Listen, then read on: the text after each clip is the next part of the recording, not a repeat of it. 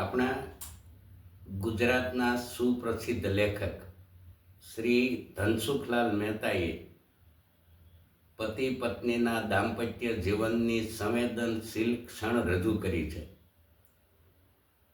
એમાં એકવાર બન્યું એવું કે ધનસુખલાલ મહેતાની પત્ની એ પાગલ થઈ ગયા. હવે પાગલ થઈ ગયા એટલે એમની સારવાર માટે એમને પાગલખાનામાં દાખલ કરવામાં આવ્યા.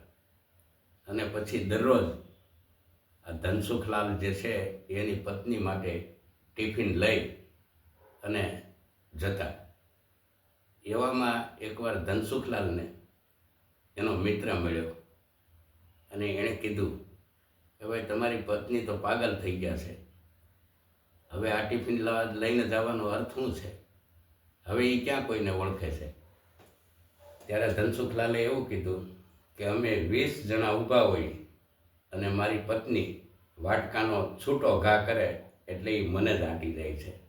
ત્યારે એક ગીતની પંક્તિ યાદ આવે છે કે તુમ હો પૂજા મેં પૂજારી, તુમ સુધા मैं प्यास हूँ, तुम हो खोया मैं हूँ काया, तुम क्षमा मैं भूल हूँ, तुम गगन के चंद्रमा मैं धरा की धूल हूँ. तुम हो पूजा मैं पुजारी, तुम सुधा मैं प्यास हूँ, तुम गगन के चंद्रमा